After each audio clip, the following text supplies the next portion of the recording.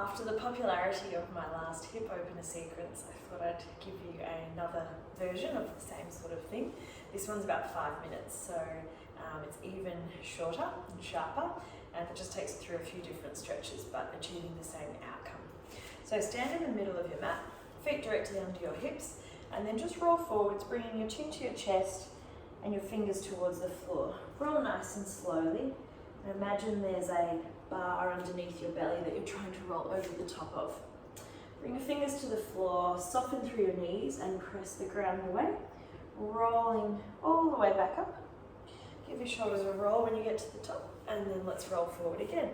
Rounding through the spine, rolling forward and unstacking your spine one bone at a time. Once you get to the floor, let's just start to pedal out our legs. So we're bending one knee and then the other, keeping your fingertips on the ground or on your ankles, wherever they can get to. And then just pause there, and we're going to heel toe our feet apart. So we're going to take them quite wide, and then I just want you to bring your hands around to the back of your left ankle, and then sweep them around to the back of your right ankle. And as we sweep from side to side, you should feel a good stretch going down the back of the leg that you're sweeping towards. Let's go one more time to each side. Round and around, and then pause with your hands on that right hand side. Let's bend that knee, sink down, stretching the inside of the left thigh, and then press up and swap sides. And we're just going to switch sides, side to side, giving that really nice opening through our inner thighs. And across, and across. Let's go one more time over to that right hand side, and then we're going to pivot. So we're going to turn forwards, coming into a hip flexor stretch. So look forwards, lift your chest up nice and tall, and sink down through the front of that left hip. Let's press back into our triangle position, so get a good stretch down the back of that thigh, and then lunge forwards again, opening through the front of the hip. Keep alternating there. We'll press back and forwards and back and forwards. Stay there now. Lower your knee to the ground, raise your hands to the ceiling. Nice big stretch, lunging forwards, opening up the front of that left hip. Sweep your hands back behind you, straightening your front knee, and then lift your hands back to the ceiling, opening the front of your hip. Let's go 3 more times. Stretch back and forwards. Give your shoulder blades a good squeeze here as you stretch back, and just open up the chest. And one more time. Let's hold it at the front. Grab onto your left wrist with your right hand and pull it across your body. Really get a nice side stretch there. Holding for a big breath in and out. Draw a big circle with your arms all the way around and back to the ground. Holding your back knee, and then open your right knee to the side and twist onto the outside edges of both feet. Sorry, I'm not facing you here, but we're going to press that right knee away and just really open that hip. Little pulsing presses, and push the ground away through your left shoulder so that you're not sagging through your chest. Turn back to the front, sink down one last time, and then press back into your triangle position.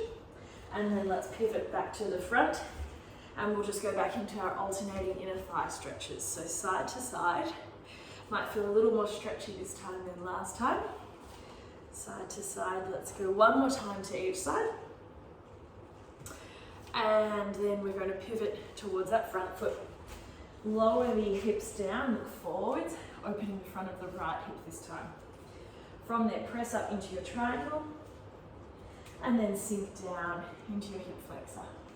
Up into your triangle, stretching the back of that front leg, and forwards into that hip flexor. One more time, up into the triangle, forwards into the hip flexor, lower your back knee down, raise your hands to the ceiling. Now in your hip flexor stretch, you're going to really tuck the pelvis in so that you're not just arching your back, and then sweep the hands behind you, straighten the front leg out. Lift up tall, fingertips to the ceiling, and then press it back, stretching that left hamstring.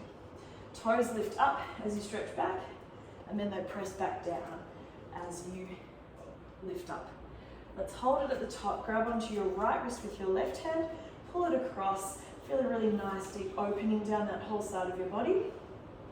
Hold there there for one big breath in and out. And then we're going to draw a big circle with our arms all the way around. Bring your hands to the floor. Straighten up that back leg.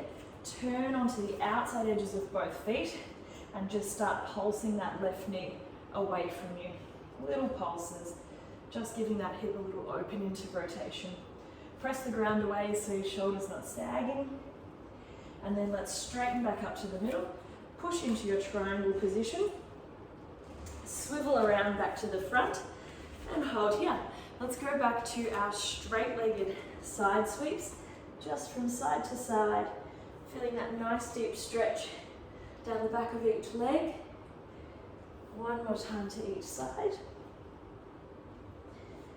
And then bring your hands to the middle of your mat and heel and toe your feet back to hip width apart. And then from there, we're going to go back to our pedaling, just bending through one knee at a time. And the next time you bend your left knee, I want you to reach your right hand to the ceiling. Right knee is straight, right hand points to the ceiling. Come back through the middle, swap it over. Left knee is straight and left knee points to the ceiling. Left hand points to the ceiling. And then come back through the middle, soften both of your knees, press the ground away, roll your spine up, nice and slow, bone by bone. We'll come up tall, give our shoulders a roll, and you're all done. Thank you.